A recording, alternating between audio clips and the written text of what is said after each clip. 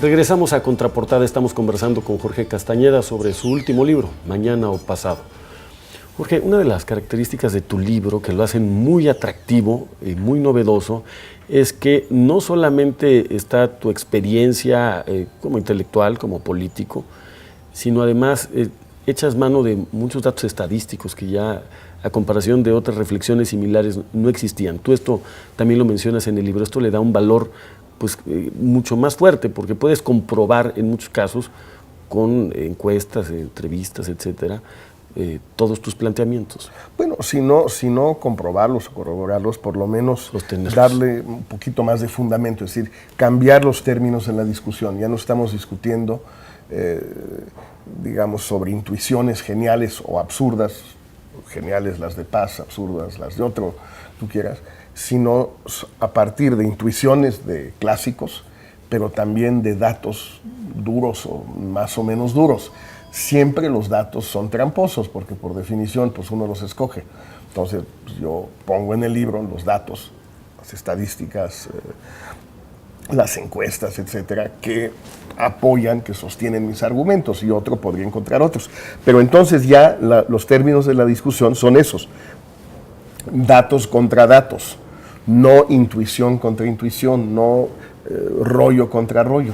Y me parece que eso es algo que es útil en México, porque a veces tendemos aquí a ser un poco, ¿cómo decirlo?, líricos, es decir, de nuestro ronco pecho, decidir que tal cosa es así o tal cosa es asado, sin necesariamente tener datos que lo sostengan.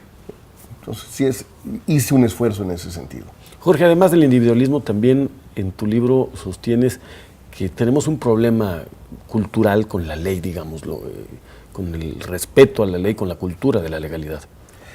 Sí, o sea, yo creo que es un hecho, pero además es un hecho lógico, comprensible. Es decir, no es algo que empezó ayer y no es algo absurdo.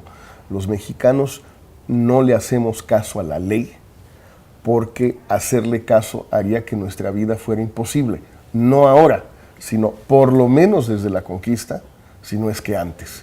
El famoso se obedece pero no se cumple, de algún modo tiene que ver con eso. Es decir, era la solución a un problema aparentemente irresoluble.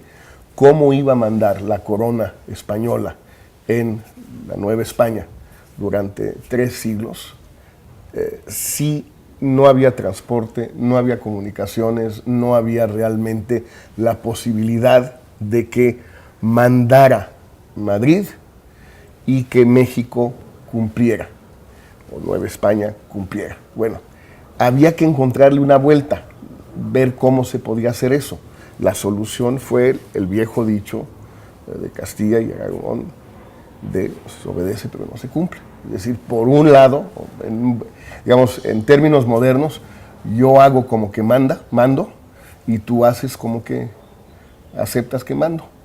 Yo sé que no mando, y yo sé, y tú sabes que no aceptas, pero nadie se siente ofendido. Yo estoy contento porque te doy órdenes, y tú estás contento porque no me haces caso. Ahí está un poco la encrucijada. Si esto es así y ha sido así durante muchos años, a veces hasta son cuestiones culturales de siglos,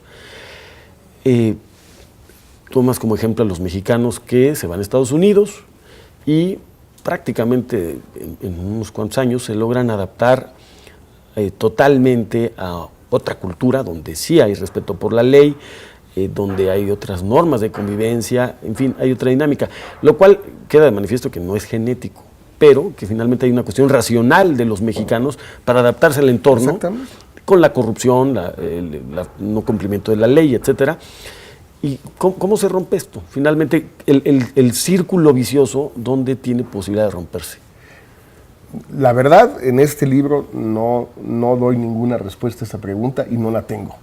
Sí tengo una respuesta en cuanto a la posibilidad de que suceda, justamente por lo que tú dices, por los mexicanos en Estados Unidos, que es un hecho que demuestra que sí es posible, no cómo se pueda dar eso, pero que sí es posible. Yo no digo que va a ser a través de la partida a Estados Unidos que vamos a cambiar todos, porque pues tendríamos que irnos todos y eso no va a suceder.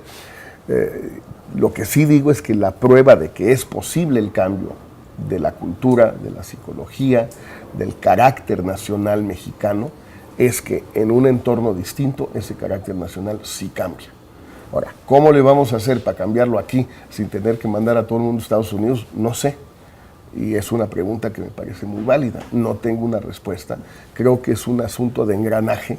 Es decir, no va a cambiar por las instituciones únicamente, ni tampoco va a cambiar por la cultura únicamente. Las instituciones pueden cambiar la cultura y la cultura a través de muchos factores puede ir cambiando las instituciones. Tú participaste en muchos círculos muy plurales desde el 94, en el Grupo San Ángel, y has tenido relación cercana, política, lo mismo con el presidente Fox, que te hizo canciller, y bueno, con Cuauhtémoc Cárdenas y otros políticos de distinto signo. Eres uno de los políticos e intelectuales mexicanos quizá con más puentes en este sentido.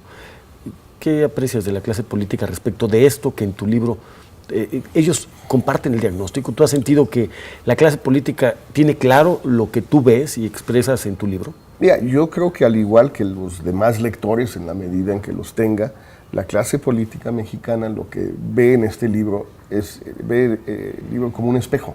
Dice, caray, sí es cierto, así somos. No la clase política más que otros, todos.